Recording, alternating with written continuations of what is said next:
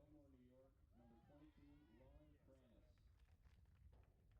A freshman from Howell, New Jersey, number 28, Nicolette Lomko. And in goal, a senior from Douglasville, Pennsylvania, number 32, Nicole Savage. Head coach for the Diplomats is Heather Kemp. She's assisted by Andrew Rodensky, Jenna Hunter, Spencer Plant, and Blaine Gorman. And now the starting lineup for your Swarthmore Garnet. A senior from Winchester, Massachusetts, number 3, Catherine Zaves. A sophomore from Sunrise, Florida, number 5, Melissa Curran. A sophomore from Salt Lake City, Utah, number 7, Caroline Coates. A junior from LaGrange, Illinois, number 8, Katie Doherty. A senior from Venice, California, number 9, Hannah Lichtenstein. A sophomore from Denver, Colorado, number 11, Marin McCoy. A junior from Collegeville, Pennsylvania, number 14, Sarah Hancock. A senior from Pasadena, California, number 20, Miranda Saldivar. A senior from Chevy Chase, Maryland, number 21, Caroline Cunna. A sophomore from Los Angeles, California, number 28, Yasmin Namazi. And in goal, a sophomore from Ithaca, New York, number 0, Amy Schmoyes. Head coach for the Garnet is Todd Antitis. He's assisted by Jeff Fonda, Reba McGear, Amy Strachan, and Amy Johnson. At this time, we ask that you please rise and remove your hats for the playing of our national anthem.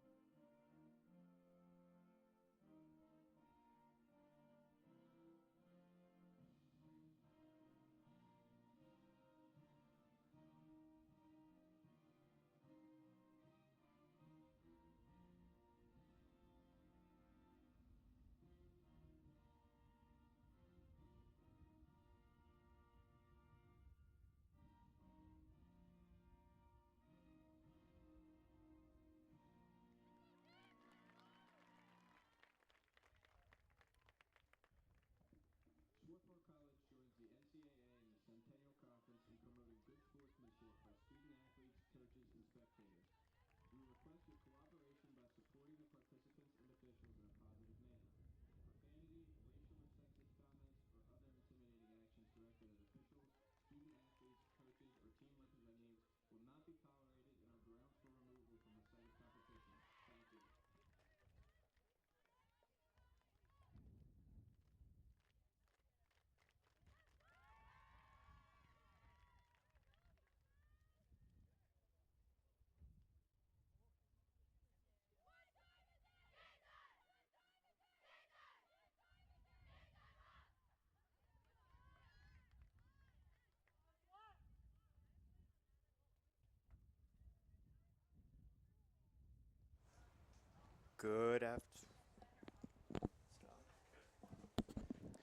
Good afternoon, ladies and gentlemen. Welcome to the Garnet Sports Network's presentation of Swarthmore Women's Soccer. I'm Mark Filati, joined in the booth by Zach Yonda. Zach, why don't you talk about a few keys to the game for Swarthmore against Franklin and Marshall today? Well, we got the recent appearance in the Elite Eight last year. Swarthmore's looking to start conference play today. They're 6-0 overall, haven't given up a goal yet. So I think one would say that the emphasis is going to start on the defensive end. Maybe it helped that keep that streak alive. I know last year the Garnet went the first 9 games without giving up a goal. So let's see if they can continue that in conference play. Well, the Garnet come into this game, as you said, undefeated, 6-0, no goals allowed. Visiting Franklin and Marshall is 2-3 on the season. As we get ready for the opening tip here at Clothier Field. It's a nice 81 degrees here today. A little hot in the booth, but A little hot in the booth. we're managing. Worse out there for them than for us. McCoy keeps her own ball. And it's lost. Marin McCoy has been a huge factor for the Garnet so far in their first 6 games. I think she recently was coming off a hat trick, maybe last game or 2 games ago in their tournament. It was last weekend in the Rutgers Newark Classic. Scored a hat trick against Frostburg State as the Garnet went on to win the championship of that tournament. F&M was making a run up that left side, but they're called back for a Swarthmore throw.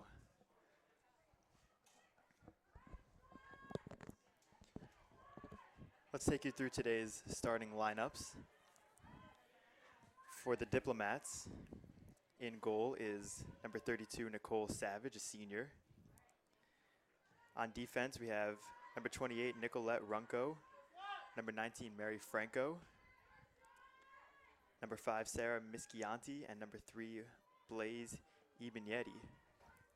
In the midfield, it's Isabella Raspa, number 16, Emily O'Hara, number 17, Sabrina Graziano, and number 22, Lauren Kranis, and number 20, Sam Springer. And up front for Franklin and Marshall, it's number 9, Rihanna Leone, as Swarthmore wins a throw-in on the far side.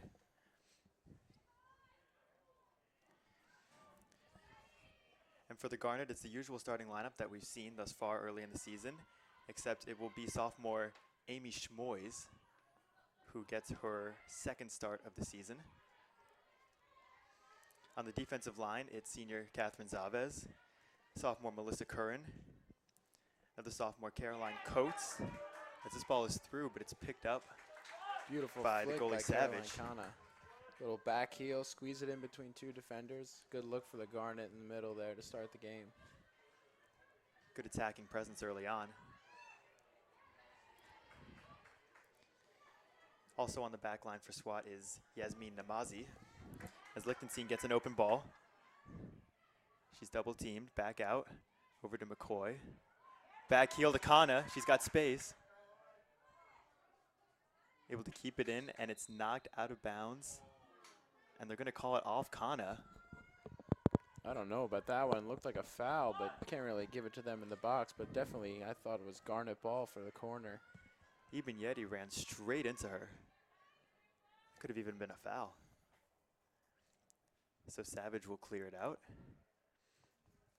In the midfield for Swarthmore today, we've got junior Sarah Hancock, seniors Miranda Saldivar and Caroline Kana. And up front for the Garnet, it's senior Hannah Lichtenstein,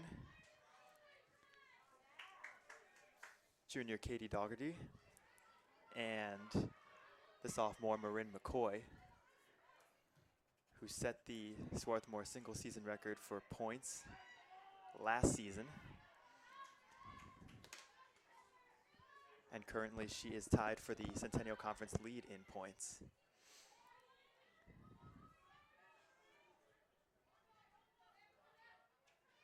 Just a sophomore, Marin McCoy, as we said earlier. She was a big part of the Garnet's record-breaking season last year at an outstanding freshman campaign. And now that ball's she's in through to for a McCoy. ball. Does well Somehow to that keep stays it in.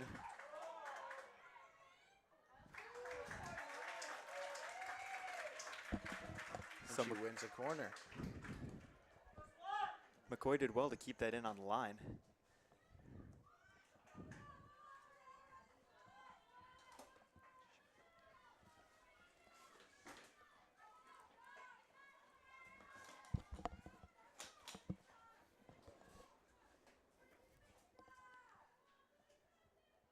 So it'll be Hancock taking this corner kick, headed off by F&M.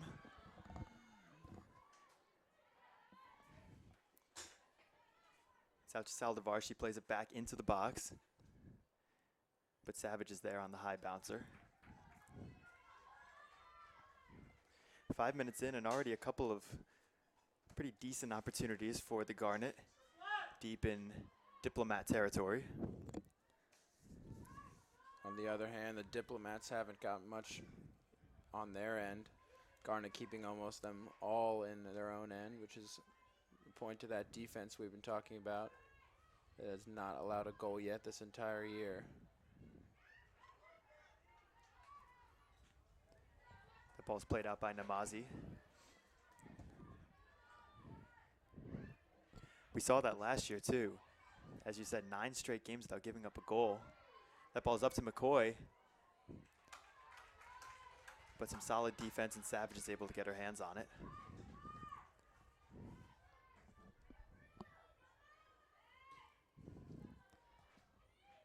Last year, the Garnet had a very easy victory over the Diplomats, 5-0 in Lancaster. Looking for more of the same here today to extend their undefeated record. Kind of slipped on that one, but the Garnet retained possession. Saldivar tried to swing it up to McCoy. Now she has it back again. It was a good juke. She plays it short right. Big diving save by Savage, and it's out for a corner. Strong foot there from Marin. She shows that off a lot, but that one was well outside the box. That was a strong step to get by her defender. Again, Marin McCoy can hit it with either foot. I think that one was with her left. She's definitely a threat going either way. So it's Hancock from the corner. It's in. Nobody's able to get a touch off it. And played out of the box by Runco. Looks like Doherty went down in the box there. She's holding her shoulder. Doherty has been a key part of the Garnet offense as well, along with McCoy and Lichtenstein. It's up to Lichtenstein, now to Kana. She's got some space, and she loses possession. Stopped by Eben Yeti. Tight fight from Hannah Lichtenstein, and it rolls out of bounds for a Garnet throw. Looks like McCoy will play for the deep throw.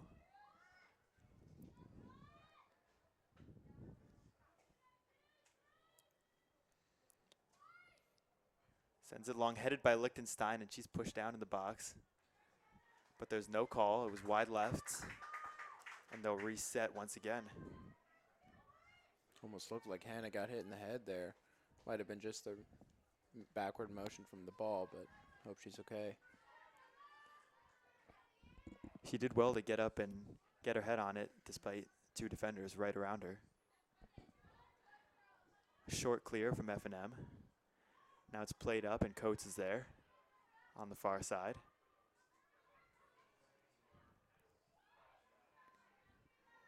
Does well to keep it in play. It's Namazi up to Hancock.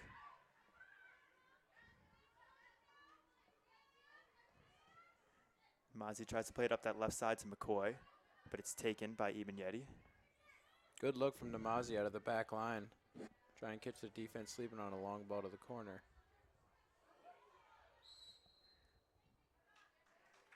Ref calls that foul on McCoy.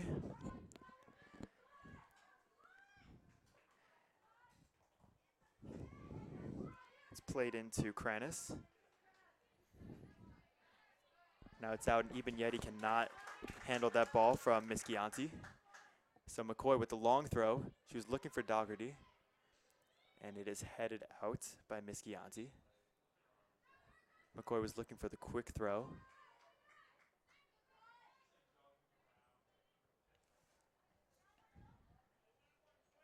Now SWAT will set up 3 in the box.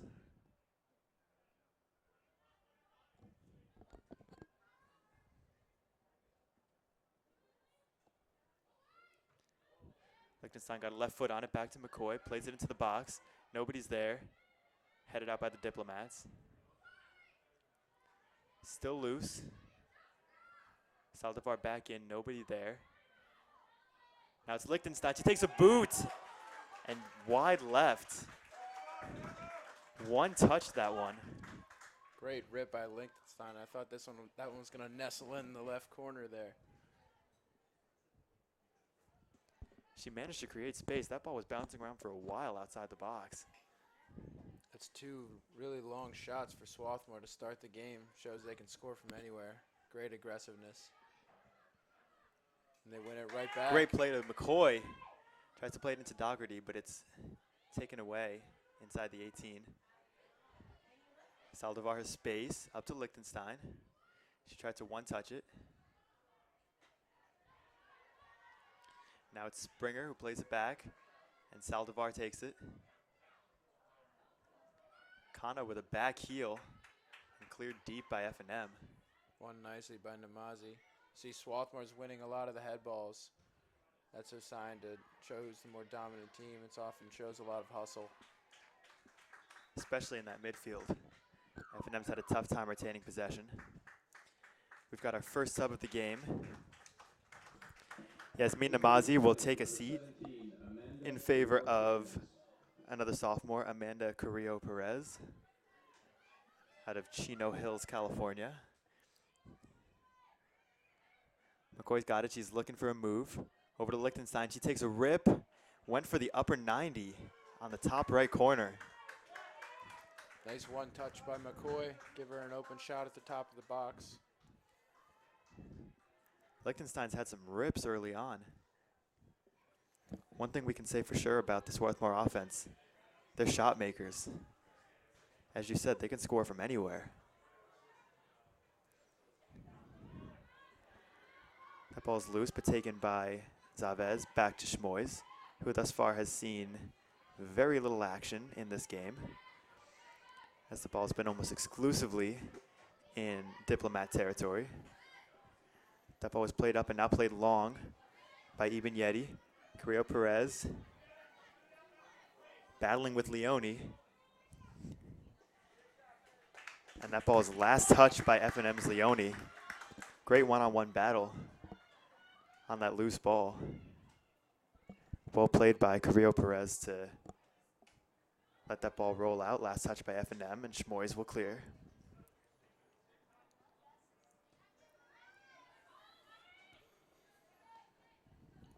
That's the third flick we've seen by Kana. She really likes that end of the foot, looking down the field to try and catch the defense on the toes.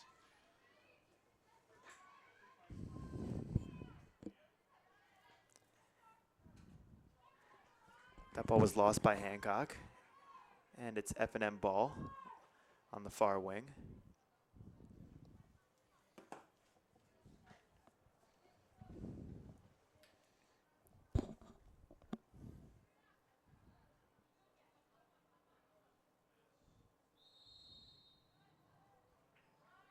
Double whistle on the foul there. Looks like that might have been on Hancock. So far in the season, it seems like we've seen Swarthmore's defense step up in replacement of a couple of key starters that they lost from last year's historic season. Coates and Namazi both playing a bigger role in the back. They got some time as freshmen, but now definitely as starters. There's much more of responsibility. That ball was played in deep, but straight to Schmoys, who has little trouble with that ball. And now it's Swat on the counter. It's Coates. Nobody around her. Sends it to Liechtenstein. They're still pushing forward. It was to McCoy, who's taken away. Solid slide tackle by Leone. That ball is played long. Curran doesn't lose many sprints there on the No. back left. Absolutely not. She was a key piece of the defense last year. Starter as a freshman. Kana plays it up, and McCoy was beat out by Mischianti. Liechtenstein one touch up to Dougherty. But a strong move out of the goal by Savage. Liechtenstein looking to hit Katie Doherty there, was flying up the right side. Good look, just a little long. Keeper made a nice play. Liechtenstein's been very active in the center of the pitch thus far.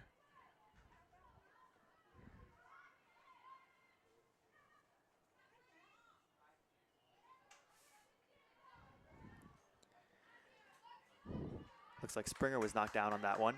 Now Hancock has room, sends it up the left side. It's Curran. She had possession for a second. Stripped by O'Hara and now played out.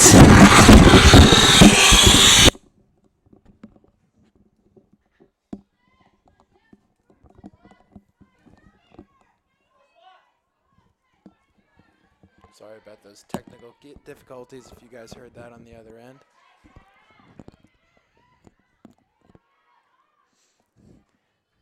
Doherty was in tight pursuit of the F&M defense. A little space tried to play it up to Springer, but stripped by Zavez, who has done well this year. She has shifted position slightly to replace Amanda Bosworth in the center, and Emily Telford marks. Wow. Liechtenstein continues to pull from outside the box. That one almost aiming for the left corner. She's been going corner to corner on her shots. That was a deep right foot despite being in tight pursuit by the F&M defender. I thought she could have got another touch in there too, but she's the expert, so. Yeah. She almost managed to curl that thing into the left corner, tight angle.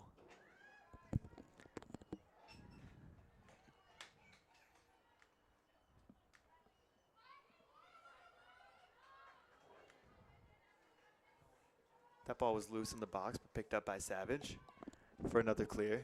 Savage seeing a lot of action here early. Credit to that Swarthmore offense. Headed by Saldivar. Kano tries to send it out to Saldivar, but stopped by Eben Yeti.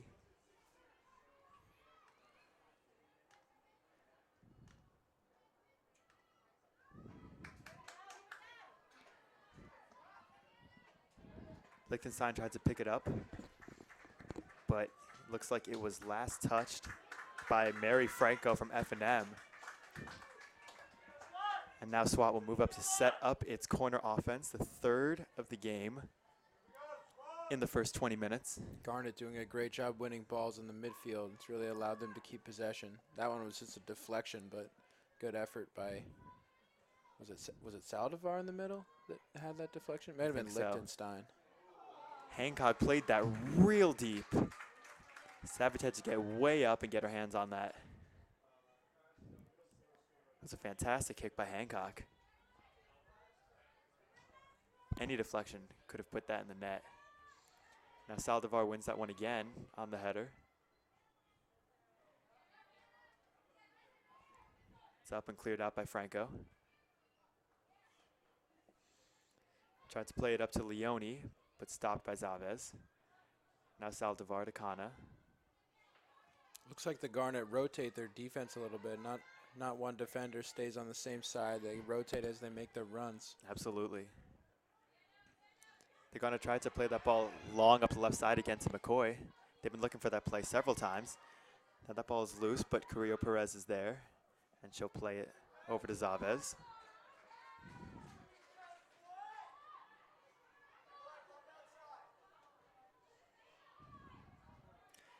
Doherty couldn't keep control of that pass. And Kranis missed that header. Now it's back up and taken by Curran.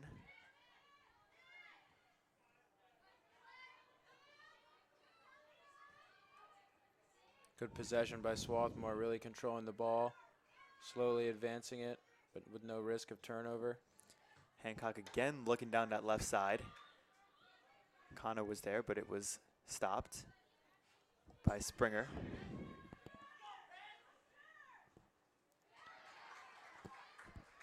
Now that ball, Leone plays it off Carrillo Perez. And it'll be a throw-in for Runco.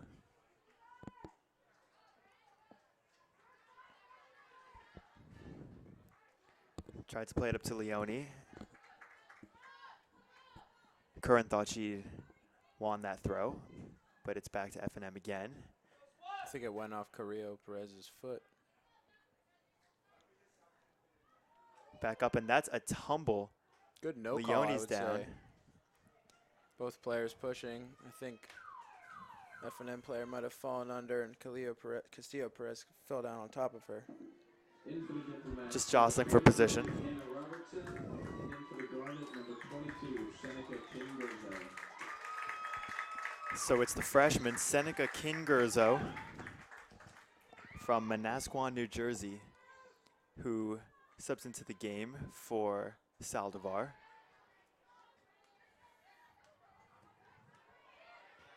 King-Gurzo with 1 goal on the year. Now that ball is long, and McCoy was beat out by Mischianti. It was a great pass forward. Now McCoy will play it back to Curran. Back out to McCoy. Big juke past Runco. Plays it in. And Dougherty was there. She had it on her head. Just missed the left corner. Great effort by Doherty. She wrong-footed Savage. So she had the opening. And just a little bit of a wrong angle on the header. Well played by McCoy into the box to find Dougherty. That was a great opportunity, though. Another good one for SWAT. Now with 6 shots in the first half. Dougherty has space. Sends it up to Lichtenstein. And even yet he got in the way for Savage to corral that ball.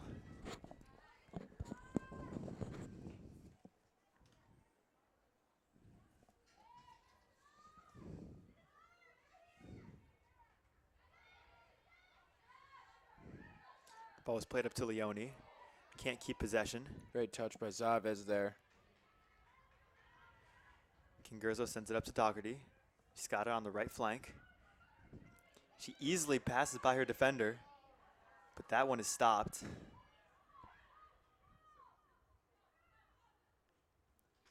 And that ball played out by Mischianti. Dougherty had no trouble blowing by her marker. She's got amazing speed. Looking to turn, really stopped by helps the Mischianti. Garnet out there on the right wing. That speed. She can cover a lot of ground on offense and defense.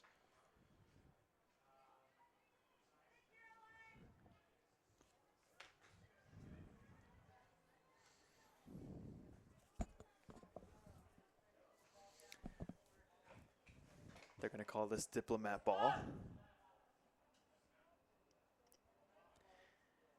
And it looks to me like the defensive line is playing relatively far up. Hasn't had to be too concerned about any deep balls in Garnet territory. King-Gurzo sends it long. It's Kana. Looks like she might have stumbled a little bit and didn't get a clean hit off that left foot. I think her momentum took her past the ball a little bit. She had to slow down and get it back under her control. And by then, the defenders were closing in. Just had to get a quick shot off at the goal, and unfortunately, it was right to Savage.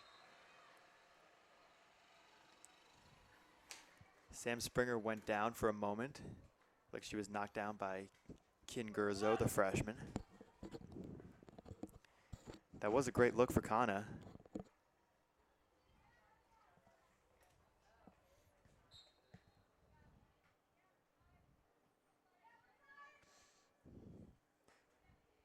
So off the stoppage of play, they'll clear it back to Schmoys for the restart.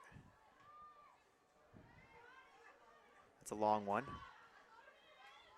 And that ball is not going to be saved off the head of Hannah Robertson.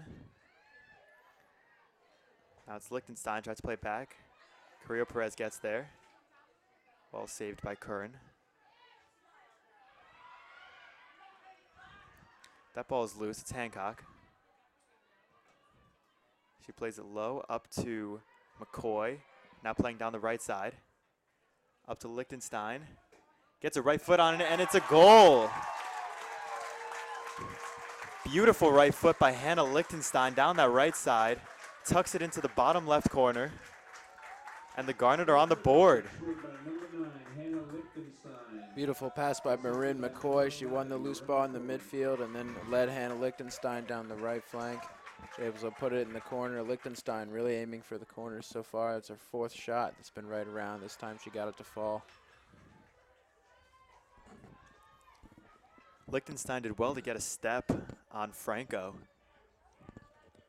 and was able to get a good right foot on it. She had a couple of close calls already in the game, so we're 25 minutes in. McCoy got a foot on that and it was loose, but it's knocked high and out by Runco. So it's Hannah Lichtenstein, her 3rd goal of the year, who starts the scoring for the Garnets.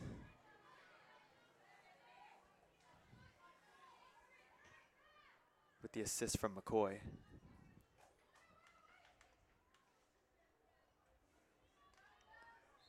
And that's McCoy's 3rd assist of the year.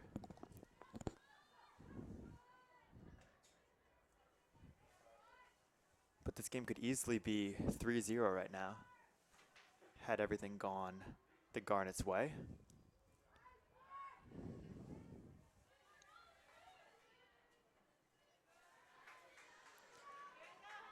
Lichtenstein with that speed. It's through to McCoy. No offsides call. He's going to look for a turn.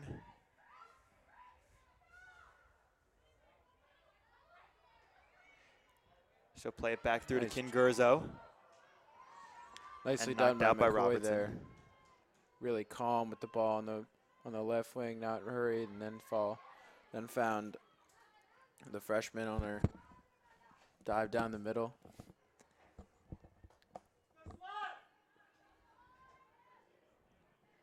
So that ball's over Doherty. Clears her marker. Tries to send it in low. Kingurzo tries to get a right foot on it, but didn't catch it cleanly. Kingurzo playing very well in the middle there as a freshman. Doesn't look afraid at all. Very poised. Gets a nice shot off. It's all the action down in F&M territory.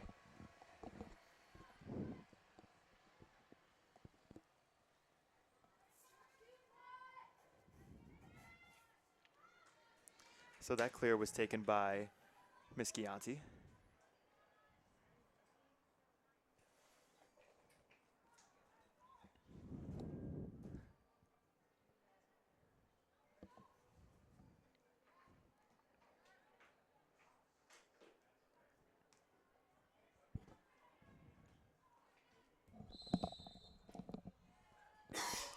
Looks like they're going to call a foul on the Diplomats.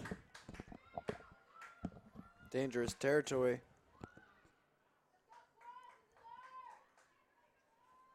Looks like that'll be a free kick right outside the 18-yard line. McCoy and Doherty setting up.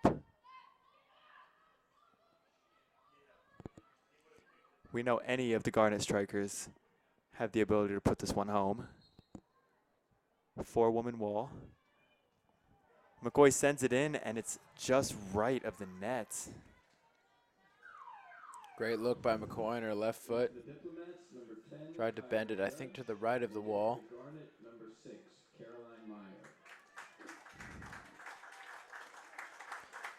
When you're that close to the box, you might as well try to put it in yourself. And McCoy is a sharpshooter that knows how to do that, but that one does not go.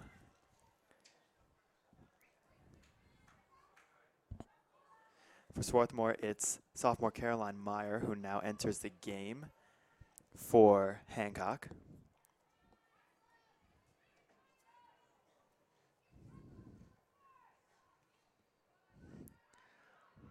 Little scrum on the far side and picked up by F&M. And well played out by Zavez. Great challenge by Zavez there, getting all ball and even won a goal kick for the Garnet. Zavez is a rock on that back line.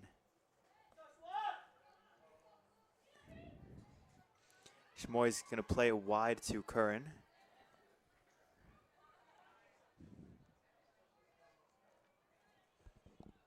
He's going to send it up the left side, and Kana's there. It's over the head of Runco. Kana with some room. A beautiful move. Takes a right foot. And Savage almost lost the handle on that, and Dougherty was there. Great juke by Caroline Kahn at the top of the box. Got her right foot on it, unfortunately right to Savage, but that ball had so much spin on it, I think she couldn't handle it, dropped it a little bit. Dougherty almost got a touch in there for a goal. Great look by Curran, too, in the back line. Up Absolutely. And a smart play by Dougherty to run in behind that ball and almost got herself a pretty surprising goal out of that. But very prescient move. Another short clear from Savage. Meyer able to play it to Dougherty.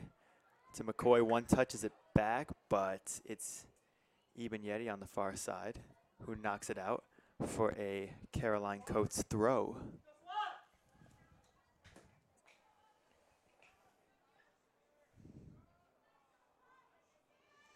That's going to be a goal kick for F&M.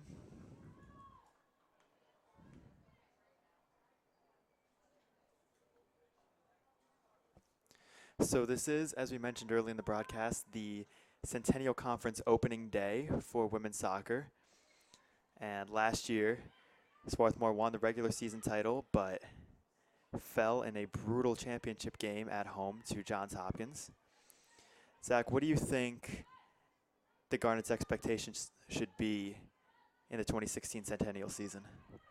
Well, I think they lost some key pieces in the seniors, but they're bringing most of their firepower back. I think the real expectation, I think, should just be to go up from here. I think they were the favorites to win it last year, and I think they should be again this year.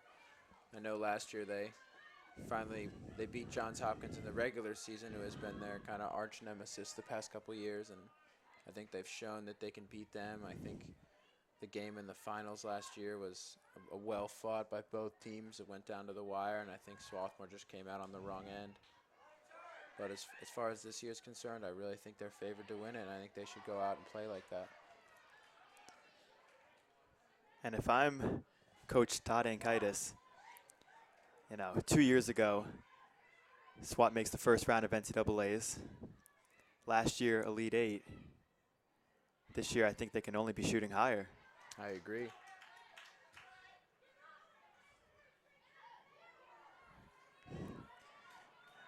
Robertson has a lot of space, playing up the left side.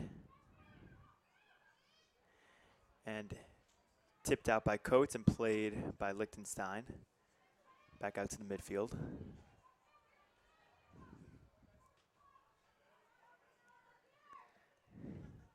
Coates, only a sophomore, very strong on that right back. Really, a lot doesn't get past her. Her and Kern on the two ends are very strong, even though they're only sophomores.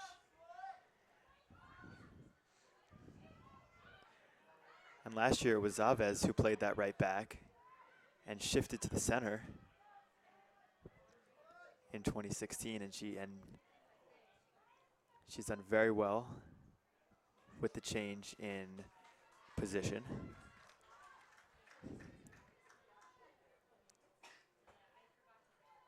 A lot of young players in that back line, but Zavez is a seasoned vet back there.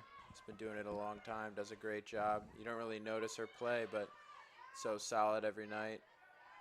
Nothing gets past her. She anchors that back line for the Garnet.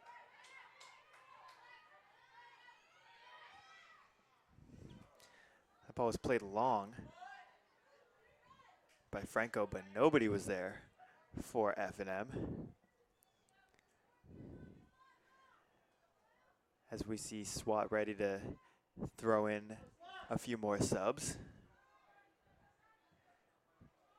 Looking to get a lot of players some decent playing time today. On a slightly overcast, but pretty nice day here at Clothier Field.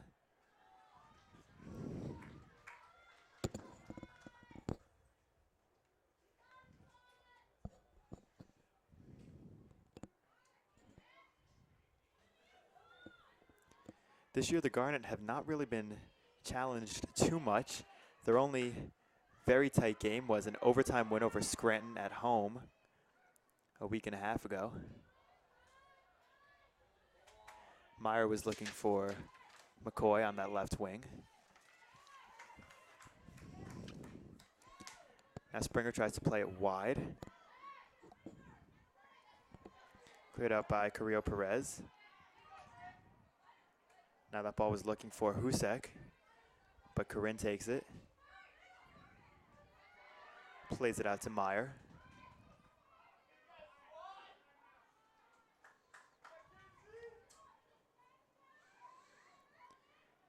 King goes over to Dougherty, and she was taken out by Miss Chianti. It looked like Miss Chianti fell first and took out Dougherty, but there's no foul.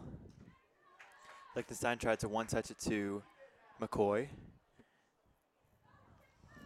Now that ball's loose. Leone is not able to handle it. F&M doing a better job in the midfield of winning loose balls and being physical. That's why they're able to. You haven't seen a Garnet attack in the last couple minutes.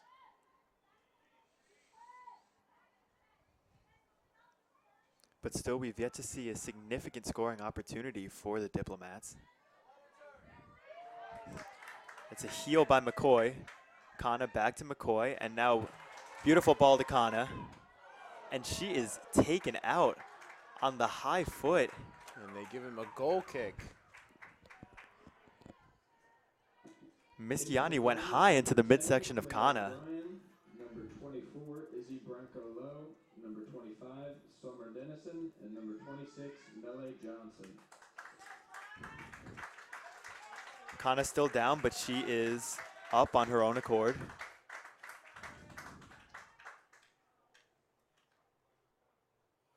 Just looked like a dead leg there. I think the midsection of the defender caught Kana in the thigh. Probably just has to walk it off. Hopefully nothing worse. It's positive that she can walk off under her own power. It was a beautiful ball by McCoy, feeding to Kana. And Mischiani went aggressive to stop anything further. We've got a few subs into the game for the Garnets. We've got the senior forward, Melee Johnson. Got junior Summer Dennison into the game. Another junior, Claire O'Brien. Looks like onto Kern that might have front touched line. that one with her hand. I think she knew it too. She's smiling. And another junior, Izzy Bronco Lowe, into that midfield. Now Meyer tries to play it forward. A little too long for Johnson. And Runco has no choice but to play it out. So Johnson is going to take the long throw.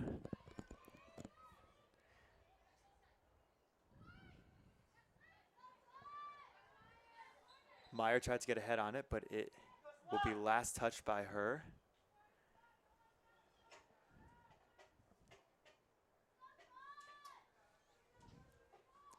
We're down to under 8 minutes left in this first half. It's a 1-goal margin. The Garnet lead the Diplomats. But a lot of great opportunities for Swarthmore. 11 shots and still none for F&M. The ball is played up over the head of Bronco Lowe and cleared high by Miss Chianti.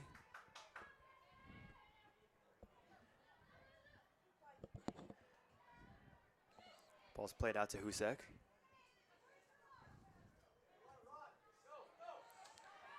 That ball's over the head of Johnson, and it's Runco who takes a big right foot on it. And Judge was in pursuit. Not sure what Ronco was trying to do there. Looked like she was looking for the person going up the field, but the high ball might have been way too easy for Schmoys to come out and get. I wonder if she should have played that one on the ground. Couldn't have been a shot either, but it looked like more of a shot than a pass.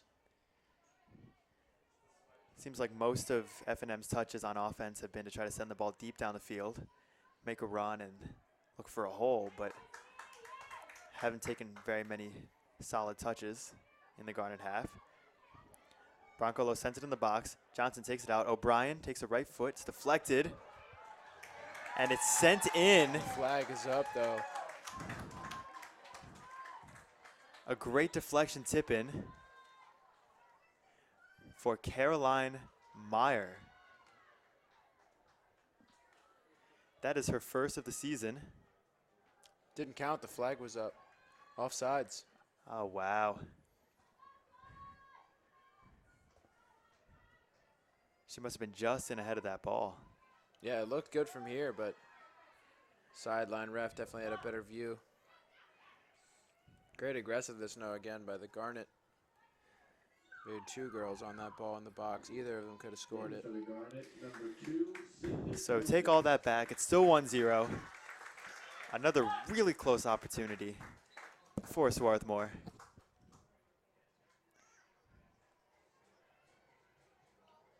Now we've got Sydney Kovitz, the freshman, into the game.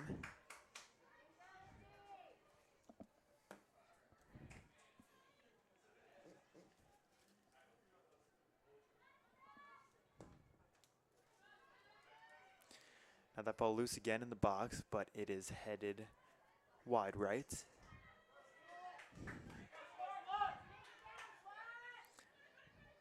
Looks like they're going to call this one a corner. Claire O'Brien, quick setup, sends it in. Dennison got a touch on it, but not clean. Branko Lowe corrals it. Now it's Coates. Plays it in, she finds Johnson. But Johnson could not make the turn. Good look from Coates there off the back line. Swarthmore looking to net a second goal quick before the half. Really give them a nice cushion going into the second.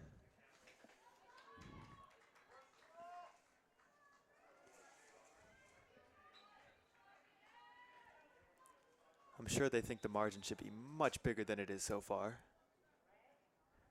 But F&M is hanging tight.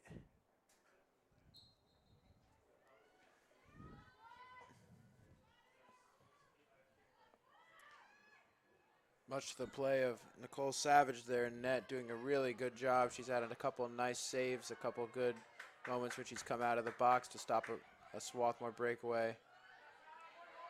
A lot of that. It could have been at least 3-0, I think. The Garnet have had a bunch of good chances that have either just missed or have been saved by Savage.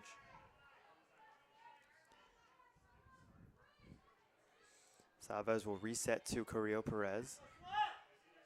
We've seen good action early on. Now it's Johnson. She's going to send it up to the right flank, but cannot connect with O'Brien.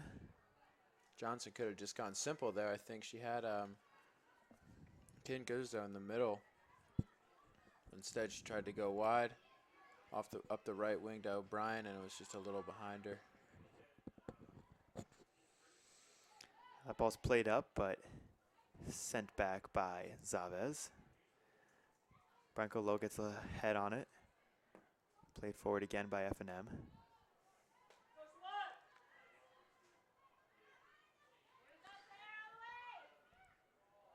The ball's played forward looking for Johnson, but it's knocked off the head of Runco. Ball through by Meyer, cannot find Kovitz, sprinting up that left flank.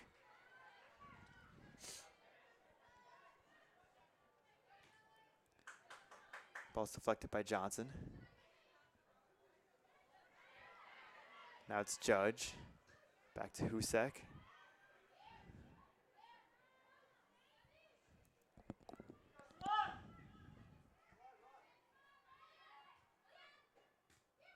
F&M doing a nice job on this possession, really keeping it away from the Garnet.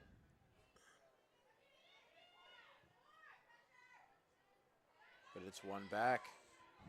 Castillo Perez.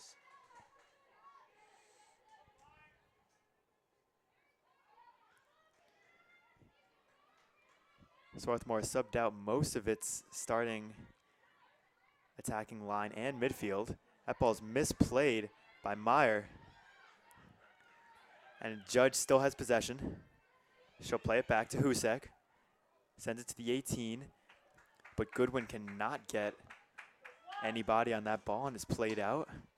A little bit of danger averted there on the misplay by Meyer. But no harm, no foul, at least so far. F&M manages to keep it in on that far side.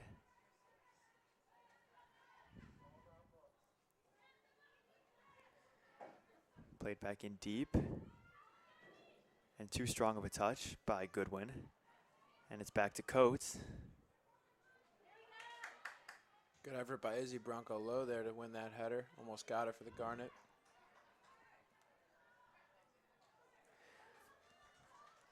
Coates lost their headband on that deflection. We're just under a minute here to close out the first half. F&M looking to equalize. Garnet looking for a couple more stops. This is really the first time in the game that we've seen extended pressure from F&M. SWAT having a bit of a tough time turning D into a counter.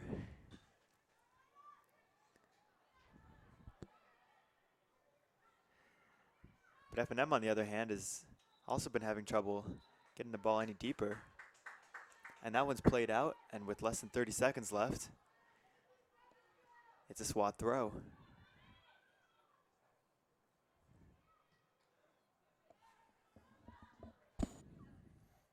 10 seconds remaining. 10, 9, 8, 7, 6. O'Brien looking for one more final push. Looking like we're going to go to the half 1-0. 1. Liechtenstein with the goal. Garnet up 1-0. We'll be back next for the second half on Garnet Sports Network. And your score at halftime is the Swarthmore Garnet 1 and the Franklin and Marshall Diplomat 0. Ladies and gentlemen, for your convenience, restrooms are located in the field house and a concession stand is located at the base of the bleachers.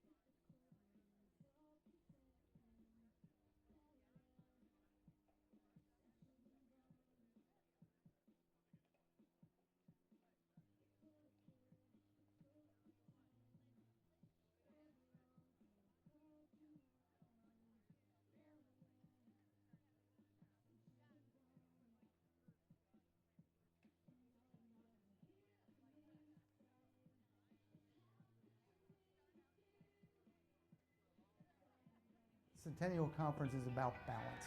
We want the students to become the best they can be in the classroom, the best they can be in their athletic pursuits, and our colleges do everything we can to enhance that. you're going to feel the exact same things that you would feel as a Division I or Division II athlete in the Centennial Conference. You're going to feel the heart racing. Your teammates are going to be cheering you on. You're going to be in that huddle, firing each other up, getting ready for the opening tip or the first kickoff. All of this is what we look for and we hope that our students get to achieve in the conference. You look at the rivalries in our conference, and these schools have competed against each other for over a century. To be able to turn them over to talented faculty and talented coaches to bring out what we all know is there, that athletic ability, that ability to achieve in the classroom, the ability to achieve in the lab. The community that we build within the Centennial Conference is truly special. We have 11 schools that are competing at everything they do. They're competing for the best faculty, they're competing for the best students, they're putting together the best facilities. There are 43 conferences, and I feel that the Centennial Conference is at the top of Division III. 1, 2, 3, On the field of competition, you're going to be a starter, you're going to be a key reserve. You may be an all-conference player, you may be an all-American player. In the classroom, you are going to achieve great things. You could be on the dean's list. You could receive a departmental award. You could receive the college's highest prize when all is said and done. It's the ability to provide that kind of balance to allow a student to achieve in both ends, which makes the Centennial Conference remarkable.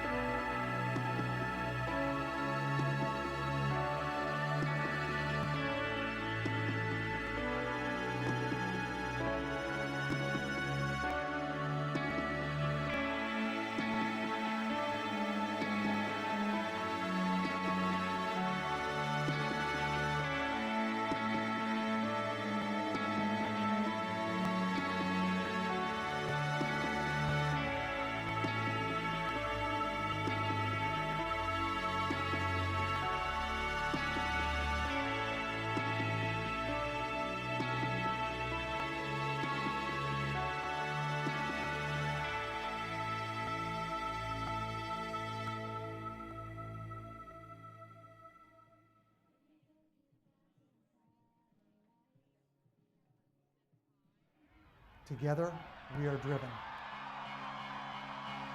1, 2, 3. To motivate, to challenge, to lead. Every practice, every play, every day, every season. 11 schools together in competition. We are the Centennial Conference.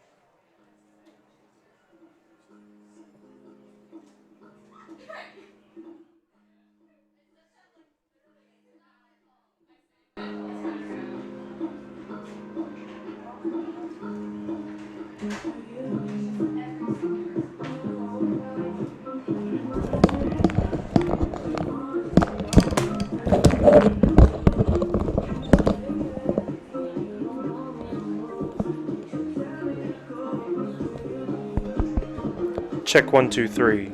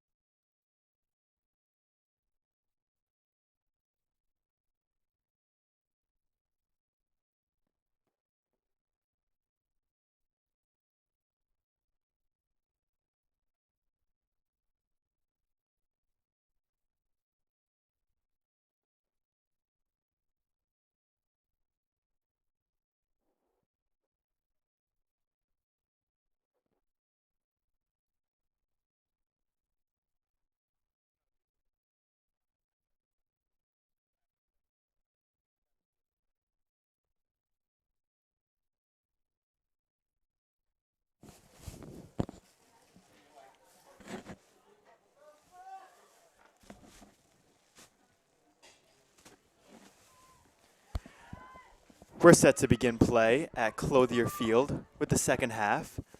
It's Swarthmore College 1, Franklin and Marshall 0. Goal was scored by Hannah Lichtenstein in the 25th minute.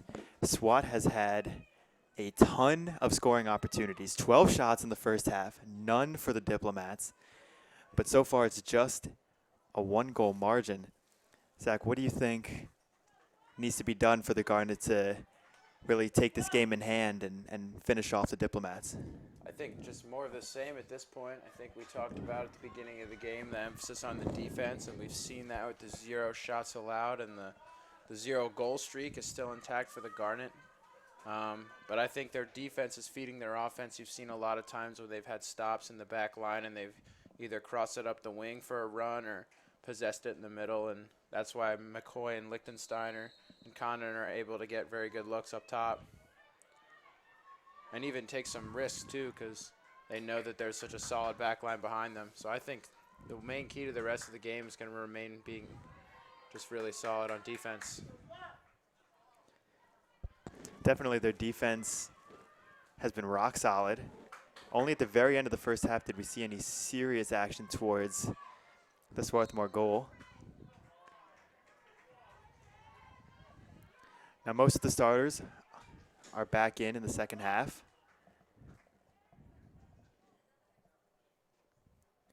With the exception of the introduction of freshman Brittany Wiederhold, number 16, out of Downingtown, Pennsylvania, on that front line.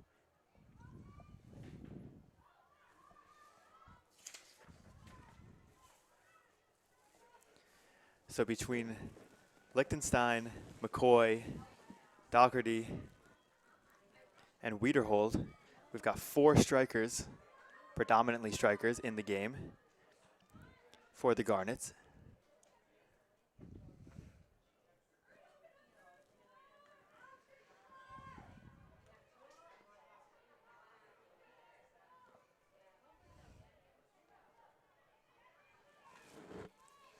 Nice That ball's look played by long forward. Lichtenstein. Dougherty, nice touch. Big move forward. Took a right foot, but a big stop by Mischianti, who comes up limping. And she's won a corner for the Garnet. Dougherty doing a great job shielding that ball and making the F&M defender pick it out. Hancock coming in to take the corner.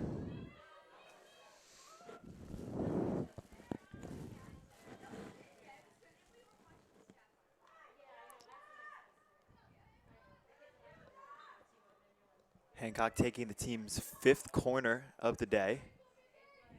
They've got 2 deep in the box, sends it in. And 2-hand touch out. It's still loose. And F&M is going to knock that ball out.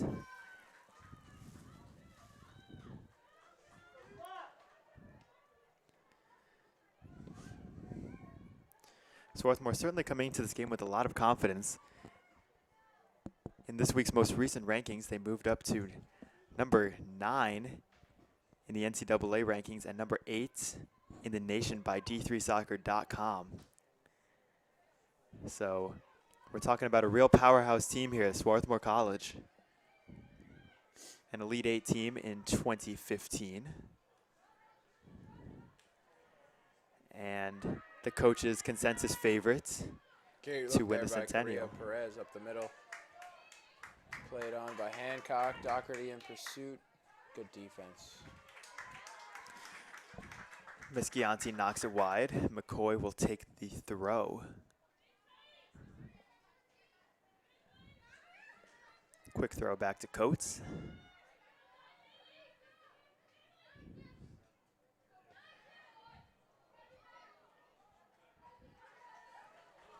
McCoy was looking for a run. Hancock made an effort, but it is snapped up by Savage, who's now on 4 saves on the day. Hancock bodies Graziano, and it's played up to Dougherty. Knocked wide. Dougherty's looking for the quick throw. Garnet had been more physical in the middle there all game. Saldivar space up to Lichtenstein. No call. Sends it in. And off the right leg of McCoy. Looks like that one was kind of in the tough spot for McCoy. It was too high to get a foot on it, but really too low to get ahead. It kind of hit her right in the hip. It was slightly awkward, but good look for Lichtenstein. Just unlucky. Liechtenstein had room to play that ball in, and McCoy created space off her marker. But just an awkward touch, like you said. But that was another great opportunity, just a couple feet away from the F&M goal. And it's felt this whole game like it's only a matter of time before Swarthmore is able to blow this game open. Hancock takes the tumble.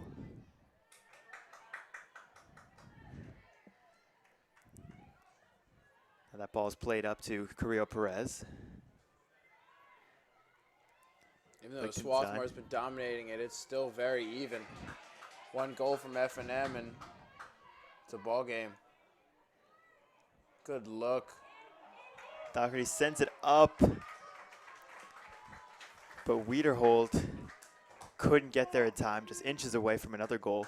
Doherty created space in that box, and around 10 yards out, she had space on that left foot, decided not to take the rip and play it forward towards Wiederhold.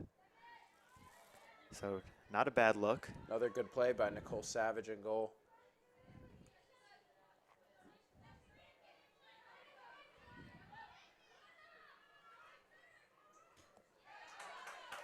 Coates stops the progression of Graziano.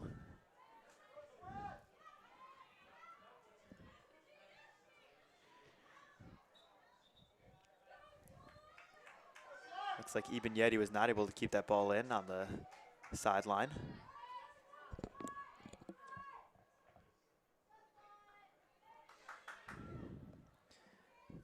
So we'll take a quick mention of games going on around the conference today on Centennial opening day.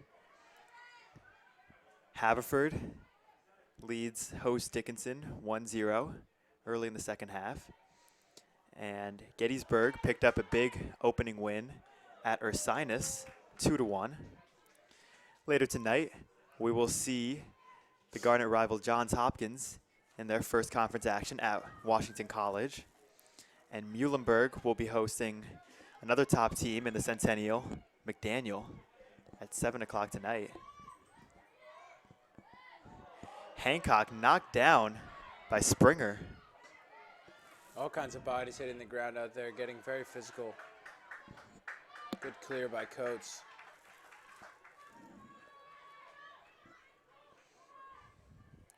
It's played up to Ibanyetti, or excuse me, to Leone. Now back to Leone. Solid turn, sends it up the left wing, and it is too deep for Sabrina Graziano.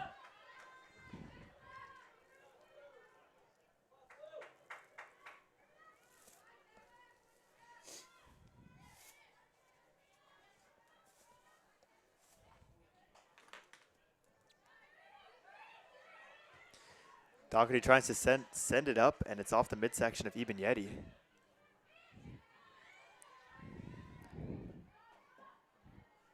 Now it's Liechtenstein was looking for Curran, but taken by O'Hara.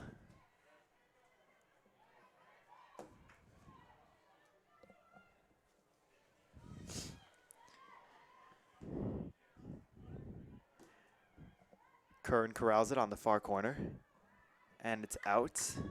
Last touch by F&M.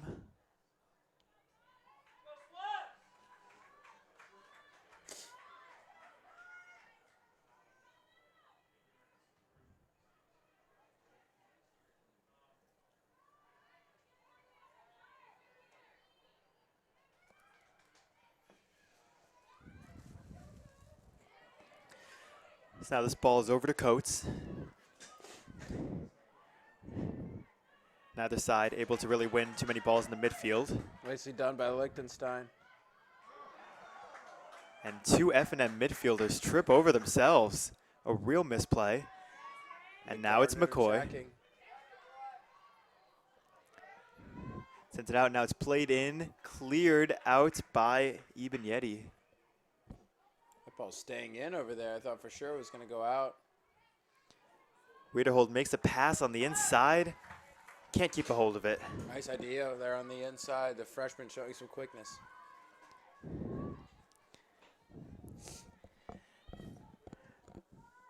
We can see the Garnet have taken a more offensive tactic to start the second half. As we said, 4 in the front line.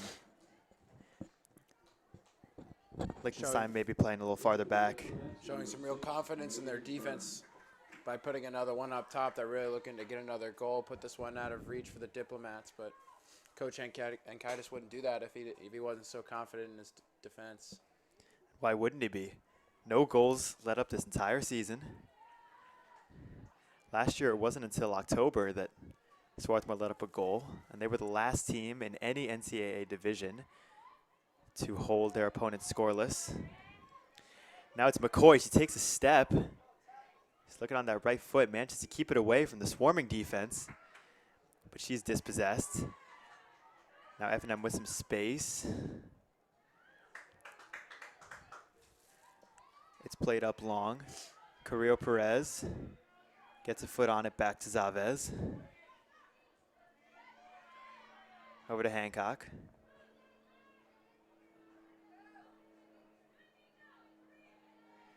Now it's a freshman, Wiederhold. Has to play it to the center towards Doherty, but knocked out. Now back to Doherty. Katie Doherty really quick on the ball. Just looks like that was an amazing shot by Liechtenstein. That ball was deeper than deep. really far out there. Hannah Liechtenstein's 4th or 5th shot from that distance. But that one right in the upper part of the goal is just unfortunately right where the goalie was. So took all she had to jump up and knock it over the crossbar. But again, just a incredible look by Liechtenstein and pretty pinpoint accuracy, I would say. It's tough to hit the goal from that far out. And really gave Savage all she could handle off that top crossbar. Now Hancock with the corner. It's headed backwards by F&M. Now tried to play it wide, but Hancock is there. Tried to send it back in, but much too much on that left foot. Might have been a shot there from Hancock just off the wrong part of her foot. I'll tell you what, though, that shot by Liechtenstein was at least 30 yards out. That was impressive. And she almost curled it right in under that crossbar. It's her second or third one like that from really far out. Although that one, like you said, was definitely deeper than the earlier ones. I don't know if Coach Ankaitis would have advised that. Yeah, perhaps not, but hard to argue with the senior Hannah Liechtenstein. Absolutely. She's definitely she's proven her worth over the years for sure, shown she's capable of scoring those kind of goals. Wiederhold lost her footing and knocked out a play by F&M, so McCoy stepping up for the throw. She's going to send this one in deep. Got Wiederhold and Liechtenstein in front. Doherty waiting in back. It's over to Wiederhold, but headed out, and Coates is there. Now it's on the foot of Liechtenstein. Unable to keep possession, but out to Saldivar. Saldivar in, Doherty off the right foot. She had a chance, but couldn't keep balanced. Still SWAT threatening.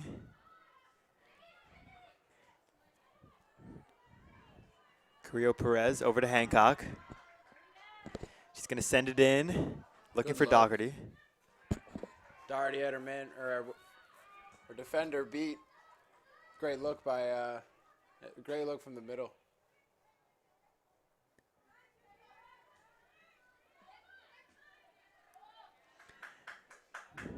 We have not yet seen the return of All-American midfielder Caroline Kana, who came up limping in the box earlier in the first half.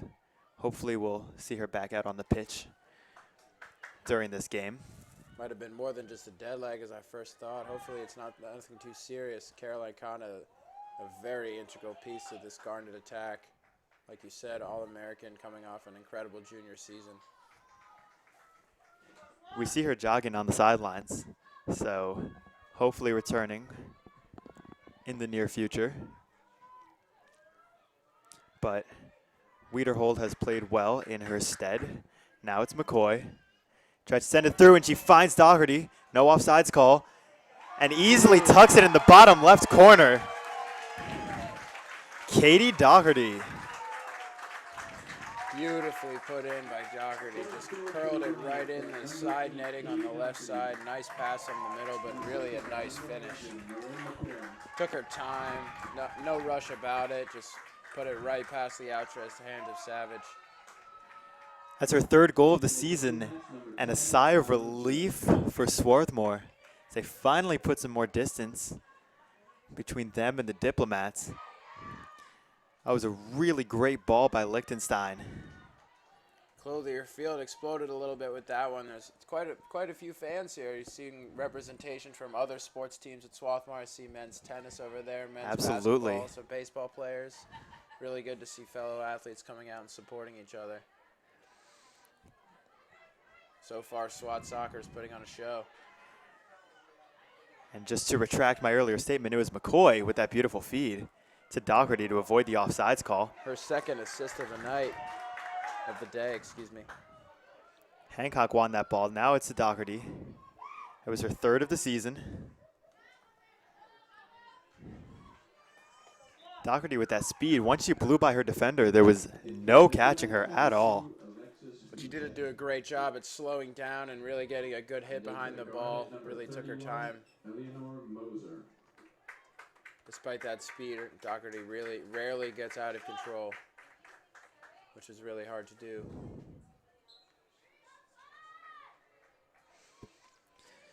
Coming into the game now for SWAT, it's another forward, Eleanor Moser, freshman out of Oakland, California. So now I would imagine that the Garnet can be a little more free with their offensive tactics. Now that anything else after this is insurance. And it's really up to the back line to ensure that no mistakes are made and they don't let the Diplomats back into this one.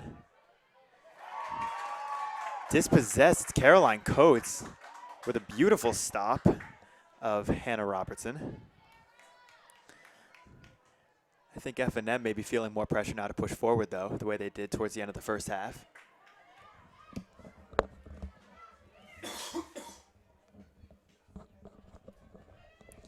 Now it's out to Husek. She's double teamed, but it's off of Coates.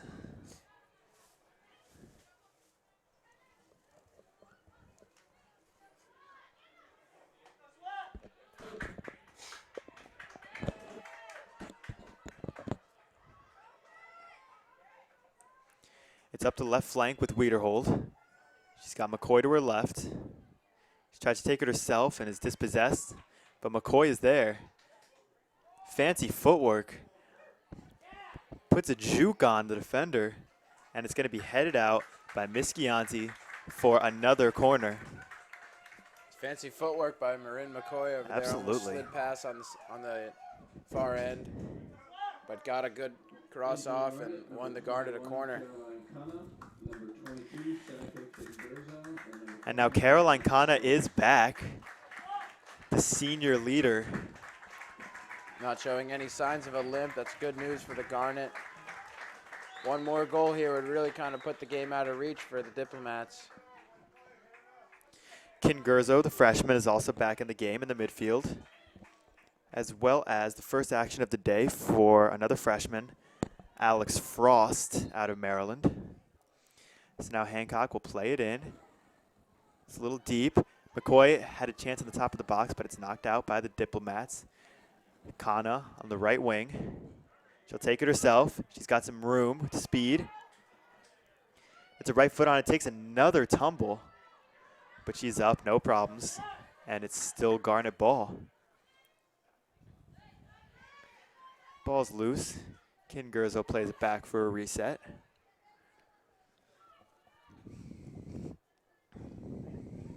Nice find. Up the middle. It's back to Runco. Korea Perez didn't start the game, but really showing good poise back there on the back line. Had a nice couple good looks up the middle. Into the Diplomats, number 15, Margo Rathke.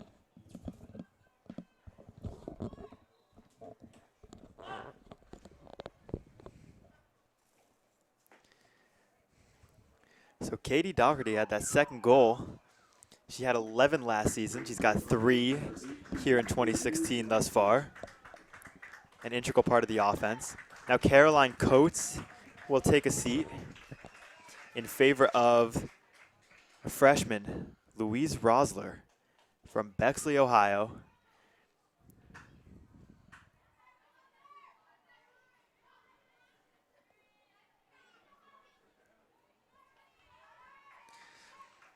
So SWAT is still threatening deep in blue territory. It's McCoy again for a throw. Sends it long, Wiederhold, trying to take a touch, and it's not clear. I see one in the middle. And the Garnet possessed, doing a really good job with the negative play. Not afraid to pass it into their first defensive line. It was well done by Frost to keep possession and play that out safe.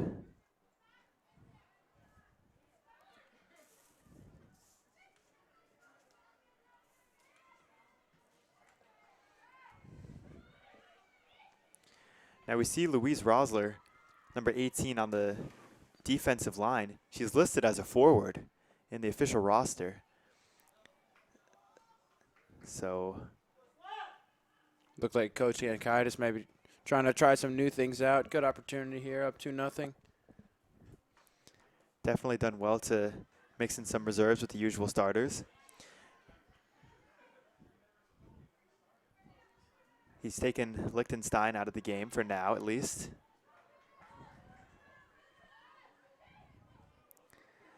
That ball is going to go wide, and it is a Garnet throw. Almost halfway through the second half. Swarthmore finally opening up a bigger margin on a pesky Franklin and Marshall team that has really stayed relatively tight throughout this whole game. Now they've got a chance pretty deep on the Garnet half.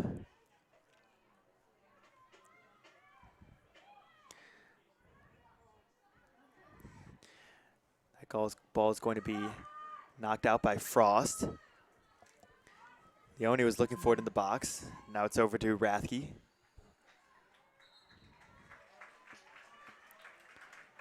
And the ref is going to reward this a corner that's going to be taken by the senior Sarah Mischianti. Ball stuck in the upper corner there of the field, really kind of not going either way, and then finally kicked out for a corner and see if F&M can make this a game and put one in. It is their first of the day. Still no shots today. That ball is headed out by Kana. And Leone tried to take a rip from well beyond the box, but nowhere near on target. Not really an issue for the Swarthmore defense on that comeback shot. Still have yet to add a shot on goal. I think that was their first shot of the night, like you just mentioned. It is. And that really speaks as much to the Garnet defense as it does to the F&M offense. Although we've seen that when F&M is able to make a run deep in a corner, they've had a lot of trouble putting it back towards the middle and have a real opportunity on goal. The Swarthmore D just swarming as soon as the Diplomats try to make a run. Diplomats, number 16, Emily O'Hara, and number 20, Sam Springer.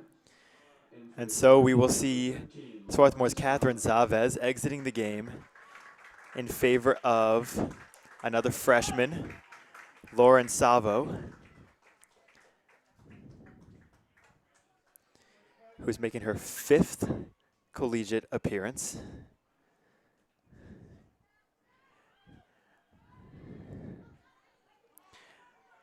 Doherty falls, but she's back up. That ball was Franco. Tries to play it up to O'Hara, We but see stripped. Coach Yankaitis going a little deeper into his bench in the second half here, trying to get some young players some time, and nice through ball. Just a little far for Wiederhold up there on the left side, but very good look up the middle. I think that was our freshman-to-freshman connection right there. It was. Frost to Wiederhold. And that ball's up again. Weeder holds on this one. Fed by Kana. Takes a long touch. Left foot. And it's in. It's in, and it looks like it was deflected by Savage in goal. But credit that to Brittany Wiederhold, the freshman. Her second goal of her college career. That is the third of the game for Swarthmore. It's 3-0. Great touch by Wiederhold at the top of the box. Really kicked it far out in front of her, made the goalie make a decision whether to charge or not. She chose to stay in the goal, and Wiederhold was able to get really good foot behind it, and it was a little too much for Savage to handle, even though it was kind of right to her. Enough power behind it, didn't matter. Back of the net, Swarthmore up 3-0. This game's seemingly winding down a little bit unless F&M has one more push in them, but Coach Ankaitis, props to him, reaching it down into his bench. Used a couple freshmen we've seen in the last couple of minutes having great impact on the game. And was that Wiederhold's first goal of the year? Second goal of the year. And really, it was an intelligent move by her to spot Savage in goal and take a long touch, get it in about as deep as she needed.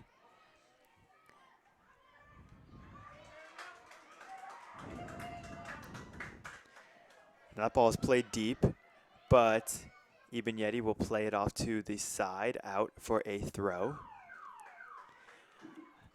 Now we see a bunch more subs for Swarthmore. O'Brien is back into the game, as is Melee Johnson. And we see the first action of the day for another freshman, Alana Elliott. It's a 10-woman freshman class for the Garnet, so seems like one of the goals for Coach Ankaitis is to introduce them to college soccer as much as possible, despite Swarthmore returning so many starters from last year's Elite Eight team. A strong slide tackle in by Frost. Took out her defender, but no call. And F&M retains possession. It's Husek, who plays it back to Ibenetti.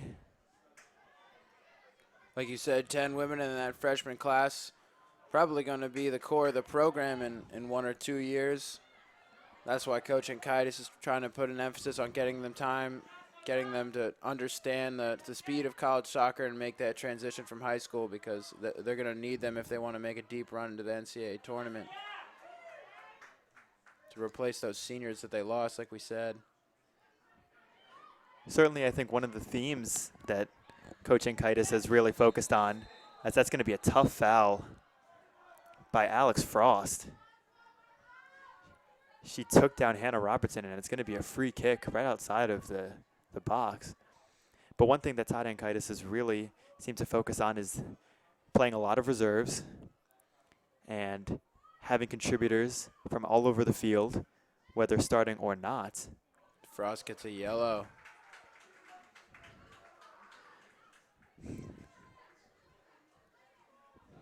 So Frost takes a card, and it's going to be Sarah Mischianti who's going to take the free kick over a 3-woman wall. Schmoy's in goal. She's only had to face one corner so far today.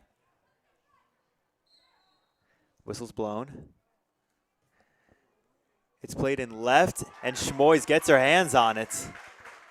Nice free kick there, curled it right over the top of the wall. Almost got it past Schmoy's, but she made a nice diving save. Schmoy's just barely got a deflection on it. That ball had a ton of spin, curling into the bottom left, but well done to knock it out by the sophomore Schmoy's, making her second start of the season. And so this corner is sent long. Nobody can touch it. And it is sent up and knocked out for F&M ball, but danger averted for Swarthmore. And that goalless streak is still intact.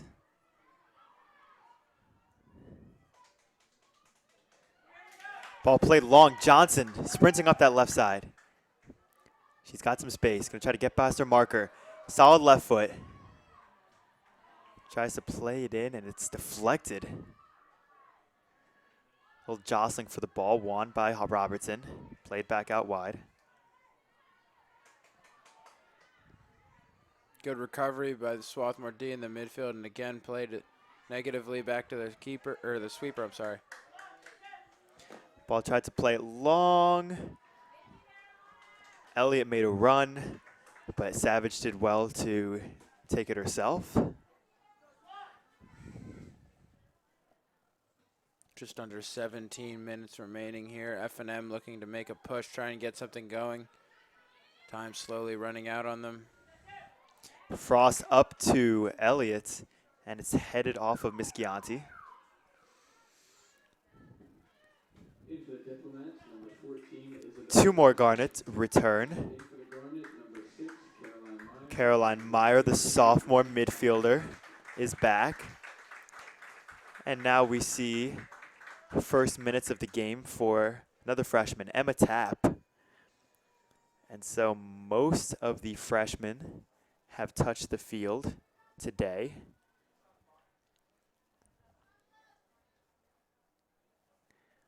Looks like the ref having a few words with O'Brien. You see a lot of starters on the bench, and Kaitis, like you said, bringing in more subs, really giving the younger players a chance to show what they can do. I remember he did this at the beginning of last season also, and it really helped because, as you can see, there's a lot of freshmen in the sophomores, in the starting lineup this year. So O'Brien was awarded a yellow card. Unclear what the call was. Possibly verbal abuse, but unclear. That throw-in was played in deep, and it was loose. It was knocked out by Elliott. She decided to play it backwards.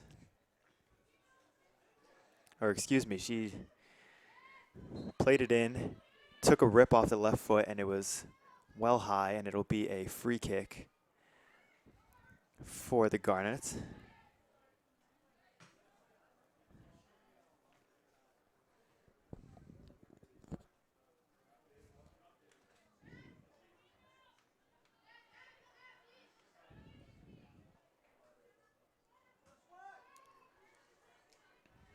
Play beginning to slow down a little bit in the last couple minutes. We really haven't seen much of an attack by either team. The ball kind of just bouncing around in the midfield.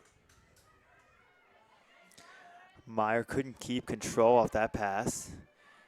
Now Tapp closely guarding Graziano. Graziano dispossessed. That was Moser over to Meyer. To Kana. We really need to learn a lot of new names with so many freshmen seeing time on the pitch. That ball was played through by Kingurzo, and she takes a right foot on it, but it's right. No issue for Savage. Nice turn by Kingurzo. Unfortunately, a little too far out for a solid rip behind the ball, but good attack by her.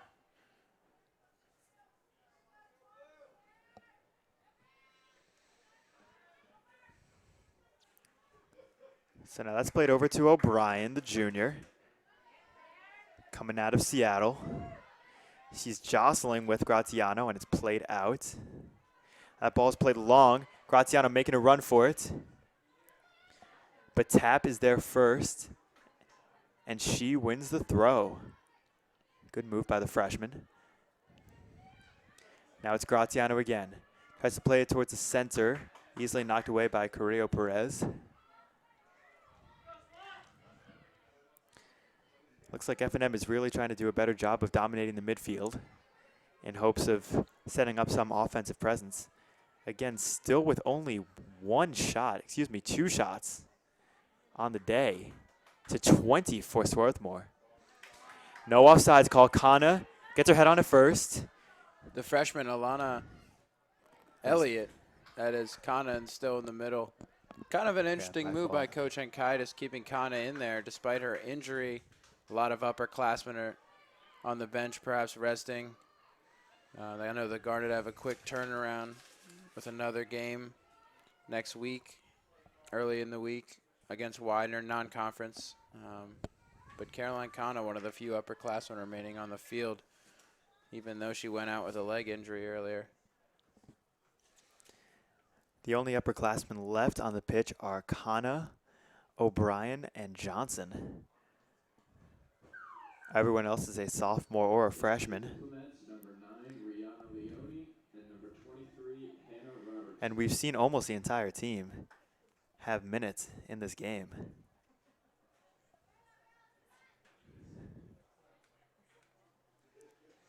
At this point, with just over 12 minutes left in the game, seems like a more of a relaxed pace, as you mentioned earlier, Zach. Yeah, not really many looks for either team.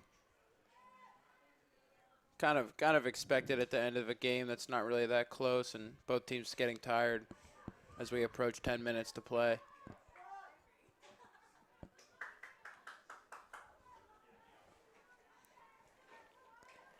Certainly for Swarthmore, the game that they're looking ahead to the most is 2 weeks from today when they host Johns Hopkins. That is a clash of the Titans. They're going to be hyped for that game. For sure, especially after losing on their home field in the championship last year. We talked about that rivalry earlier, but it's really been one of just great soccer and pretty even results for the Garnet and the Blue Jays over the past couple seasons. I spoke earlier with Katie Doherty, who has a goal on the day, and she told me that Swarthmore really expects to win against pretty much every team, but it's the Hopkins game that gets them the most fired up, with good reason. Last year, they lost out on that automatic NCAA bid with a really tough-to-swallow championship loss, but they did receive an at-large bid and made the most of it with the fantastic Elite Eight run. But you know that this year they want the title. They're not looking to make NCAA through the back door. They're blasting their way through the front. That's right.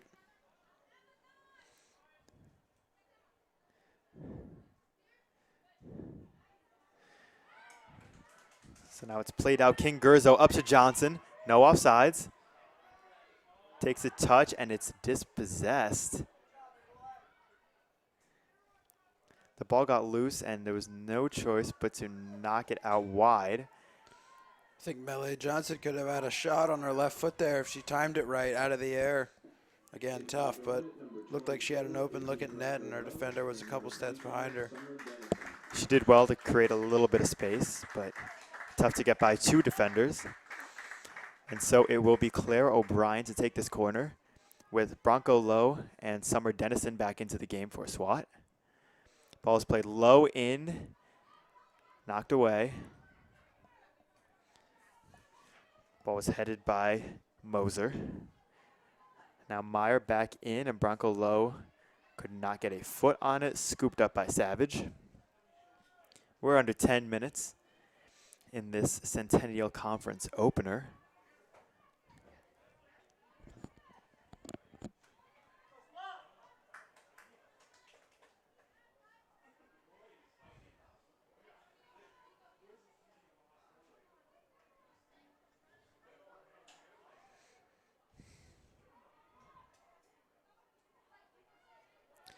Now this ball is played cross pitch. Johnson takes it towards the center, looking for a move. Gonna send it in. And with the left foot, she really almost got it by Savage. She was stretched out about as far as she could in that bottom right corner. Another far shot by the Garnet, really showing their ability to attack from the outside. And they've won a corner, which O'Brien will take. Hancock on the bench.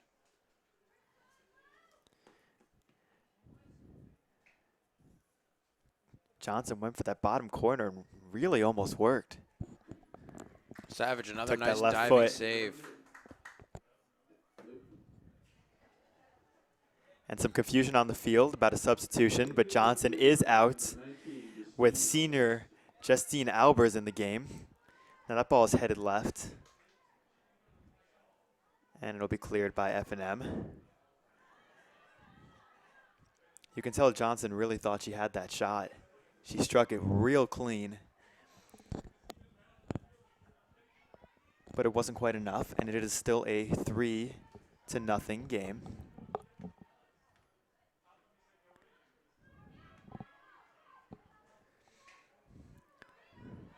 Now F&M with some space. That ball is played through, And Schmoys is there, just ahead of Sabrina Graziano. It was a well-played ball by Isabella Raspa. Found a hole with no Swarthmore defenders able to clear it. But Schmoys did well to get ahead of it and clear the danger.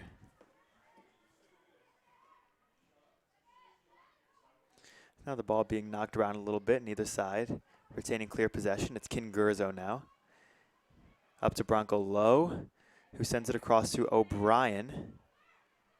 O'Brien will take it herself, tries to feed it to Bronco Lowe, but it is deflected. Now tap with Graziano.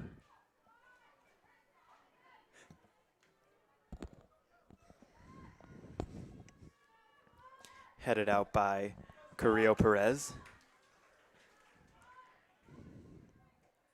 who has seen a ton of minutes. She's gotten the most minutes out of any player for Swarthmore except for the goalie Schmoys.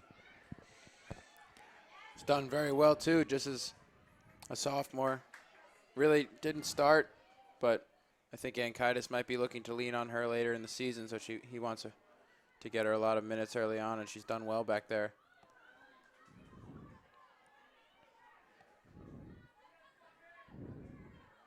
Now it's Graziano. One-on-one with Tap. Sends it towards the middle. I was looking for Leone, but she was not there. Now it's off the chest of Mischianti. Plays it deep and no threat. Early in the season, Schmoys was splitting time with Sydney Hunter. The last few games, Hunter got the start and played most of the game. But it looks like this will be a complete game victory for the sophomore Amy Schmoys. One of the senior pieces that the Garnet are really missing this year is Reba. Really strong in the back, senior goalie.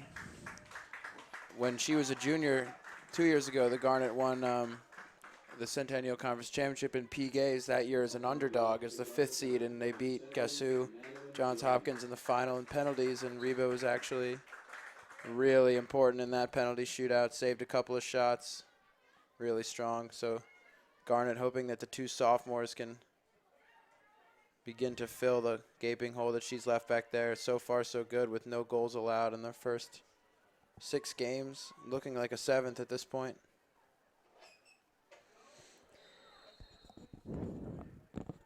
Couple of players now into the game for Swarthmore. The freshman Kovitz is back. We've got number 27, Madeline James, a junior in her first year on the team, entering the game. And we've got another junior, Sierra Stark, who is into the game.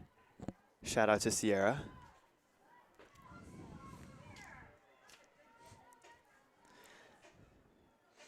Now Effingham has it deep, but Raspa loses it. And it's played in tight. Schmoys gets a foot on it, not cleared too deep. James knocked down by Rathke. Nice kick by Dennison on the ground there to get it to open feet. It's played out wide to Kovitz. It's a good touch to stay in ahead of Graziano.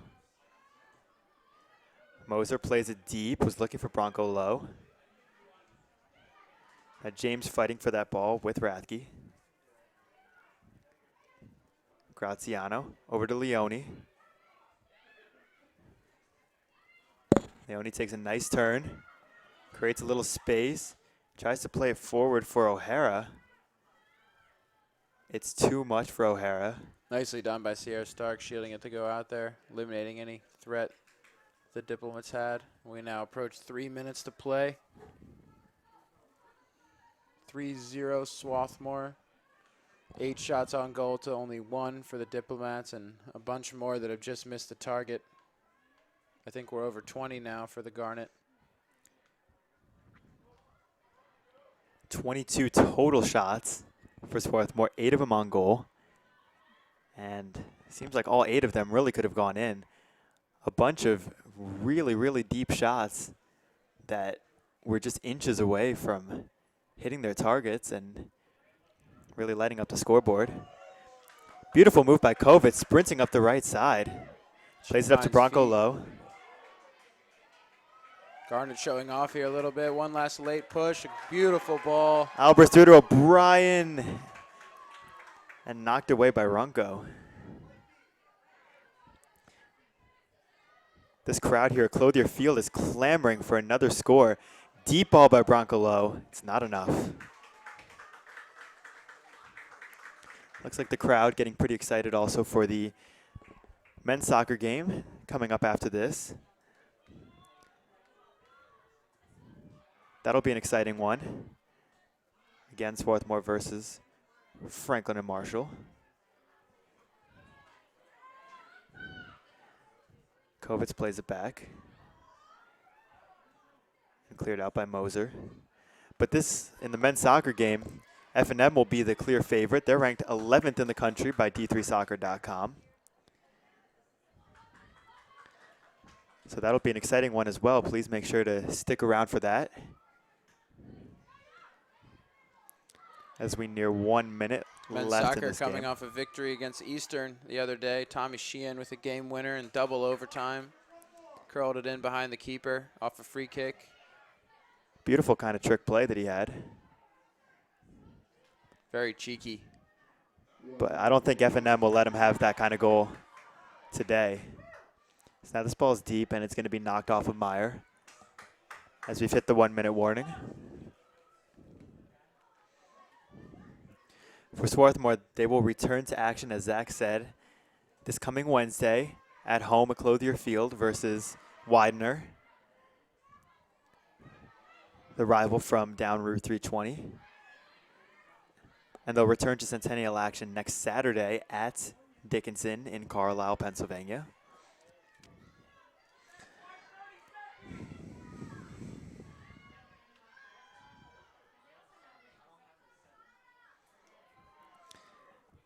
Just under 15 remaining, and looking at the Garnet are going to improve to 7-0. Another shutout. The streak stays alive. Really good game. Got to see some underclassmen get a lot of time.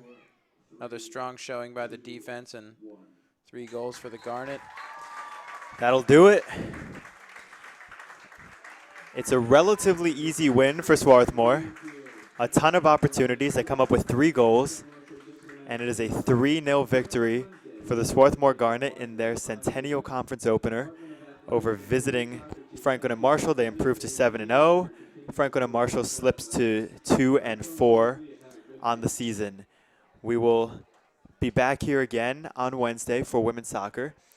Please make sure to stick around for a 7 o'clock tip-off.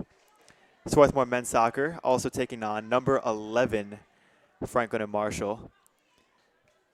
And that'll do it from here on the Garnet Sports Network. Zach and Mark coming to you live. We'll be back on the mic on Wednesday, I think. So we'll look forward to talking to you guys then.